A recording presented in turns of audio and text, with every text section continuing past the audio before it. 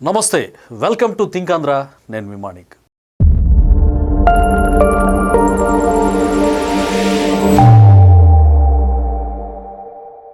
ఈరోజు రోజా గారు మాట్లాడిన వీడియో బాగా వైరల్ అవుతుంది. ఒక మాజీ మంత్రిగా చేశారు, నగర ఎమ్మెల్యేగా చేశారు ఆవిడ. అలాగే ఒక బాధ్యతాయుతమైనటువంటి మహిళగా సాటి మహిళని గౌరవించాల్సింది పోయి బాడీ షేమింగ్ చేస్తూ ఈవిడ ఇంకా ఫస్ట్ లో సినిమా ఫీల్డ్ ఎంటర్ అయినప్పుడు ఎలాగున్నారో అలాగే ఉన్నాలే అనేటువంటి భ్రమలో వయసు పెరిగింది, తన రూపురేఖలు మారిపోయాయి, తను కూడా మనిషే, అందం శాశ్వతకాలం ఉండదు, అందం ఈ దేహం అశాశ్వతం అన్న వాస్తవాన్ని మరచి మరి ఆవిడ మతిస్థిమితం లేక మాట్లాడారా, ఏదైనా సేవించి మాట్లాడారా అనేది ఒకసారి ఆ వీడియో చూశాక తను ఏం మాట్లాడారో దానికి స్పందించే ప్రయత్నం చేస్తా. ఇంకో ఆవిడైతే భూమి కింద ఉంది.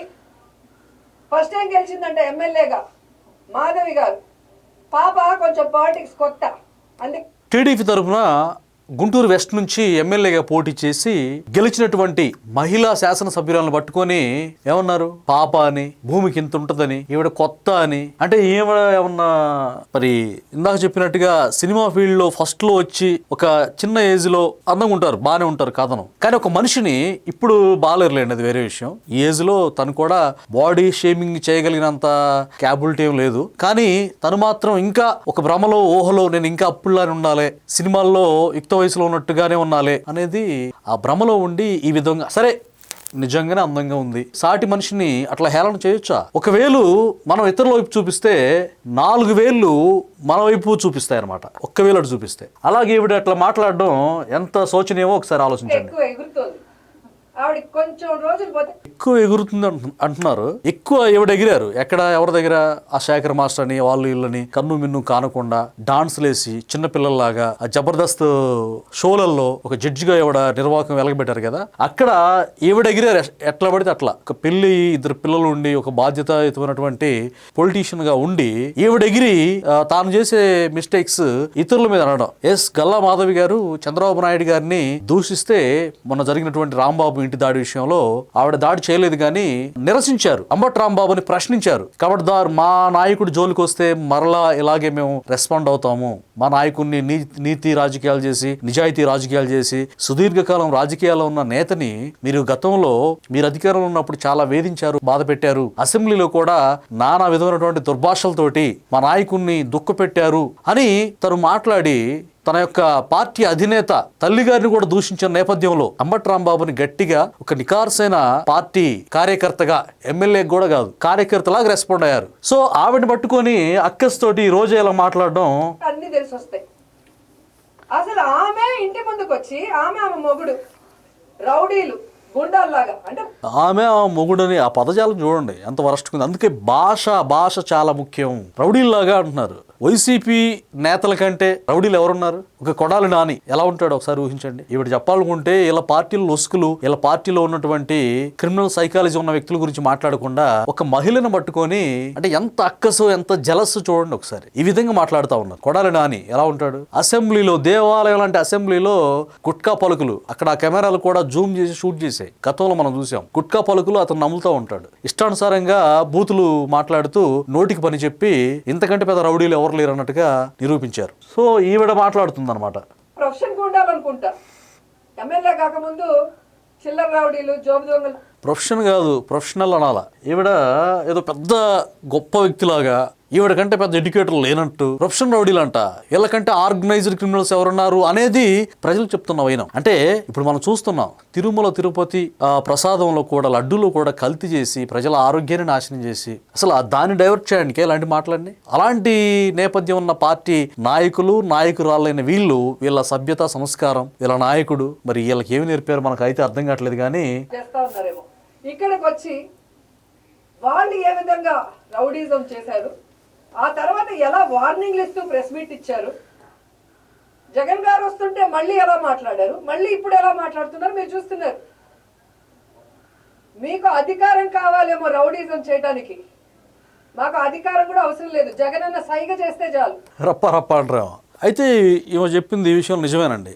వీళ్ళకి రౌడీజం చేయడానికి అధికారమే కాదు, అధికారం లేకున్నా ఇష్టానుసారంగా మేము పేటరేగిపోతాం, రప్ప అంటాం, జంతు బలులు ఇస్తాం, జంతుకు కలుపుతాం, కల్తీ చేస్తాం, మాట్లాడితే ఎదురు మాట్లాడతాం. చూసాం మొన్న జోగి రమేష్ దగ్గరికి వెళ్ళి పరామర్శించింది కదా, అప్పుడు ఏం మాట్లాడింది అందరూ తెలుసు కదా. అయితే జోగి రమేష్ లాంటి వ్యక్తులు ఎలాంటి రౌడీజాన్ని, ఎలాంటి జులుముని ప్రదర్శించారో మనం చూసాం. ఏకంగా చంద్రబాబు నాయుడు గారి ఇంటి మీదకి వెళ్ళి జోగి రమేష్ నానా రచ్చ చేసి బూతులు మాట్లాడి గందరగోళంగా రౌడీజం, ఆర్గనైజ్డ్ రౌడీజం చేసిన తర్వాత ఇది నాకు కావాల్సిందని చెప్పేసి ఆయనకి మంత్రి పదవి ఇచ్చాడు. ఈమె నోరు బారేసుకొని ఇదిగో ఇష్టానుసారంగా ఏం మాట్లాడుతుందో తెలియకుండా అది నోరా లేకపోతే తాటి మట్ట అన్నట్టు ఒక డ్రైనేజ్ లాగా ప్రవహింప చేయడం వల్ల ఈవిడ కూడా మంత్రి పదవి కట్టబెట్టారు. అసెంబ్లీలో కూడా ఈవిడ ఏ విధంగా బాడీ షేమింగ్ చేసిందండి అచ్చెన్నాయుడు గారిని. ఆయన ఆకారాన్ని ఉద్దేశించి మాట్లాడుతూ తర్వాత అసెంబ్లీలో ఇట్లా అనుకుంటూ మహిళలను కూడా హేళన చేసి, సుజాత గారు అనుకుంటా టీడీపీ నాయకురాలు, ఉత్తరాంధ్ర మహిళా నేత, ఆవిడని కూడా బాడీ షేమింగ్ చేసి ఇష్టానుసారంగా నోరు పారేసుకున్నటువంటి మహిళ ఈ రోజా గారు.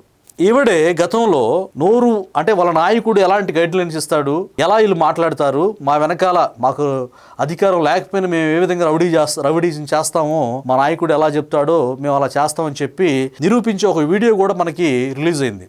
ఆ వీడియోలో ఒక సీనియర్ నాయకుడు, వైసీపీ నాయకుడు, ఆయన సీనియర్ సిటిజన్ కూడా, ఆయన వచ్చి ఈవిడ చెవులో చెప్తాడు. బేసిక్గా ఆవిడ ఆ విషయాలు చెప్పకపోయినా నోటి పారుదలకి పని పెట్టుద్ది అనమాట. నోటికి పని పెట్టుద్ది, ఇష్టానుసారంగా మాట్లాడుద్ది, బూతులు, ఇక నోటితో ఏం మాట్లాడుతో తనకే తెలియదు అనమాట. అప్పుడు ఆ నాయకుడు వచ్చి మా చంద్రబాబు నాయుడు తిట్టు, 1-10 సార్లు చెప్తుండు, చంద్రబాబు నాయుడు తిట్టు అని చెప్తాడు ఆయన. ఈవిడ లైట్గా నవ్వుతూ ఇక నేను చూడు విరుచుకుపడతా, నాయకుడే చెప్పాడుగా, జగన్ గారు 1-10 సార్లు చెప్తున్నాడు, చంద్రబాబు నాయుడు గారిని తిట్టు అని చెప్పి ఆయన చెప్తాడు. మనం అది 100 మంది 1000 మంది చూశారు, అందరికి తెలిసిన విషయమే. అట్లా వీళ్ళ నాయకుడు వీళ్ళకి కుసంస్కారాన్ని నేర్పి అసలు అలాంటి వరస్ట్ లాంగ్వేజ్ని బూతుల మంత్రిగా వీళ్ళ నాయకులు పనిచేశారన్నమాట చాలామంది.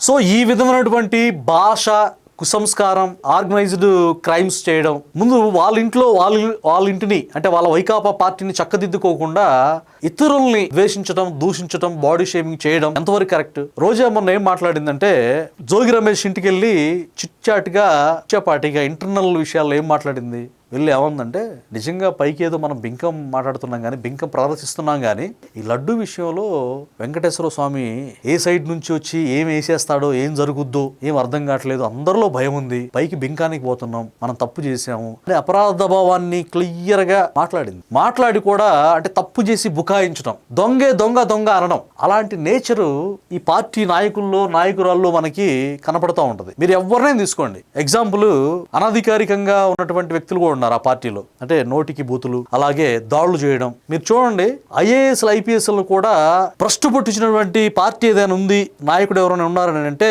అది వైఎస్ జగన్మోహన్ రెడ్డి గారని చెప్పొచ్చు.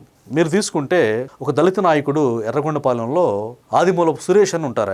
ఆయన ఐఆర్ఎస్ అధికారికి చేశాడు గతంలో, తర్వాత వైసీపీలో చేరాడు, విద్యాశాఖ మంత్రిగా పనిచేశాడు. ఆయన్ని చంద్రబాబు నాయుడు గారి మీద ఆయన ప్రచారానికి వెళ్తే ఆయన మీద రాళ్లదాడి చేపిస్తాడు, చొక్కా ఇడిసి ఆయన ఒక మామూలుగా వీధి రౌడీ లాగా అక్కడ బిహేవ్ చేశాడు. చూడండి, ఒక సివిల్స్ యూపీఎస్సీ దేశంలోనే అత్యున్నతమైన service, union public service commission చేసిన వ్యక్తి, ఒక సెంట్రల్ గవర్నమెంట్ పరిధిలో ఉండి బ్యూరోక్రాట్ గా పనిచేసిన వ్యక్తి కూడా ఆ విధంగా తయారు చేశాడంటే credit goes to YS Jaganmohan Reddy గారు అలా తయారు చేస్తాడు ఐఏఎస్ ఐపీఎస్ కూడా. తర్వాత మీరు ఇంకోటి గమనిస్తే కనుక అన్అఫీషియల్ పార్టీ స్పోక్స్ పర్సన్ లాగా ఉంటారు కొంతమంది. వాళ్ళు ఎవరంటే బోరుగడ్డ అనిల్, ఆ పేరు మనకు బాగా సుపరిచితం. బోరుగడ్డ అనిల్ అతగాడి యొక్క ప్రవర్తన, పవన్ కళ్యాణ్ గారిని దూషించడం, చంద్రబాబు నాయుడు గారిని దూషించడం, అలాగే లోకేష్ గారిని దూషించడం, పవన్ కళ్యాణ్ గారి ఇంట్లో వ్యక్తులను కూడా, బిడ్డలను కూడా దూషిస్తే జగన్మోహన్ రెడ్డి అతనికి ఏం చేశాడు తెలుసా? ఒక గన్మ్యాన్, 2 గన్మ్యాన్లు పెట్టి, తాజాగా పవర్ పోయిన తర్వాత కూడా ఒక ఖరీదైన లాయర్ను పెట్టి, జగనన్న సర్వస్వం, జగనన్న కోసం ఏదైనా చేస్తానని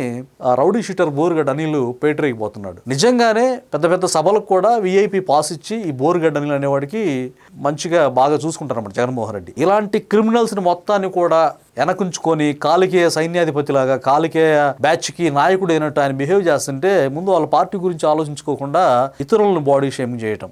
గల్లా మాధవి గారిని బాడీ షేమింగ్ చేయాల్సిన అవసరం వచ్చిందండి ఇవిడకి? అంటే రౌడీలను మాట్లాడుతుంది, వీళ్ళకంటే పెద్ద రౌడీలు ఎవరైనా ఉన్నారా? ఆవిడ ఆ మాట ఆవిడే చెప్పారు. మీరు అధికారం ఉంటే రౌడీజం చేస్తారేమో, అధికారం లేకపోయినా మేము రౌడీజం చేస్తాం, నీకంటే నేను పెద్ద రౌడీని రా అన్నట్టు. మీరు పెద్ద రౌడీలనే సమాజం ఇప్పటికీ గుర్తించి 2 నామాలు పెట్టింది, అంటే 11 సీట్లు ఇచ్చింది. అయినా మేము బరిదెగిస్తాం, ఇలాగే మాట్లాడతాం, అయినా సరే మేము బరిదెగిస్తాం, బెదిరిస్తాం, ఈ నోటికి ఇష్టానుసారంగా అడ్డు అదుపు లేకుండా పదును పెట్టి మేము మాట్లాడతాం అని అంటే ప్రజలు ఈసారి 11లో 1ని కూడా పక్క జరిపేసి సింగిల్ డిజిట్ మిగిలిచ్చేటువంటి అవకాశం ఉంటదనేది రోజా గారు పాపం మర్చిపోయినట్టున్నారు. అయితే ఈవిడ ఇంకా ఏమంటది, ఎక్కడ జైలు వేస్తారో ఆడుదాం ఆంధ్ర అని చెప్పేసి ఆడేసింది మొత్తం, అంటే డబ్బులు దోచేసింది. తిరుమల శ్రీవారి దర్శనానికి కూడా ఆవిడకి ఎన్నో టికెట్లు, అంటే 100 టికెట్లు ప్రతిరోజు కూడా ఆవిడ దర్శనం లేకపోయినా సరే బ్లాక్ లో అమ్ముకోవడానికి, అంటే బ్లాక్ టికెట్లు అమ్ముతారు సినిమాలకి, ఆ రకంగా ఈవిడ అమ్ముకొని డబ్బులు సంపాదించుకుంది. అలాగే ఈవిడ పర్యాటక శాఖ మంత్రిగా చేశారు కదా, అప్పుడు గట్టిగా ఆడేసిందంట, గట్టిగా దోచేసింది. ఆడుదాం ఆంధ్ర అని చెప్పేసి ఆ అబ్బాయి ఉన్నాడు కదా పిల్లోడు, ఎవరో బైరెడ్డి సిద్ధార్థ రెడ్డి, ఆ అబ్బాయి ఈవిడ గట్టిగా ఇద్దరు దోచేశారు. మా అబ్బాయి అంటా ఉంటది. అంటే మరి ఏం యొక్క రిలేషన్షిప్ ఉందో మనకు తెలియదు కానీ, అంటే మరి బంధువా లేకపోతే అంటే తను కూడా సేమ్ రోజారెడ్డి గారు కాబట్టి, బైరెడ్డి సిద్ధార్థ రెడ్డి కాబట్టి ఇద్దరు బంధుత్వం ఏముందో మనకైతే తెలియదు కానీ, శాప్ చైర్మన్ ఉన్నాడు అతను, క్రికెట్ బ్యాట్లని అయ్యని అని గందరగోళంగా దోచుకున్నాడు. ఈవిడ కూడా పర్యాటక శాఖ మంత్రి కాబట్టి ఈవిడ కూడా డబ్బులు గట్టిగా వెనకేసుకున్నట్టుగా. ఈవిడ బర్త్డే ఒకసారి భయంకరంగా చేసిందంట, అంటే మద్యం ఏర్లై పారిందంట. అంటే అప్పుడు అధికారులు ఉన్నప్పుడు ఇష్టానుసారంగా ప్రజాధనాన్ని లూటీ చేసిన డబ్బులు ఉన్నాయి కదా, ప్రవాహం లాగా ప్రవహింపజేసిందంట మద్యాన్ని కానీ డబ్బులు కానీ. అంటే ఇన్ని డబ్బులు సంపాదించిన తర్వాత కన్ను మిన్ను కానక తను ఆడుదాం ఆంధ్ర అని చెప్పి అక్కడ దోచేసి, తిరుమల శ్రీవారి దర్శనానికి వెళ్ళిన టికెట్ల డబ్బులు దోచేసి, ఇక జగన్మోహన్ రెడ్డి ఏది చెప్తే అది చెలరేగిపోతూ పేటరేగిపోతూ ఇదిగో ఈ విధంగా మహిళా శాసనసభ్యురాలను కూడా దూషిస్తూ ఇష్టానుసారంగా మాట్లాడుతూ ఉంటే రేపు ప్రజలు ఇక వీళ్ళకి రాజకీయ సమాధి తప్పదు తథ్యం అనేది మనకి తెలుస్తున్నటువంటి అంశం. ఇలాంటి వ్యాఖ్యలు, ఇలాంటి కూతలు ప్రజాస్వామ్యంలో ప్రజలు తిరస్కరణకి, రాజకీయ భవిష్యత్తు లేకుండా ఉండడానికి కారణం అవుద్దనేది మనకి సుస్పష్టంగా తెలిసేటువంటి అంశం. ఇది ఈ రోజు వీడియో. మరొక వీడియోతో మళ్ళీ మీ ముందుకు వస్తాను. అప్పటి వరకు సెలవు. నమస్తే.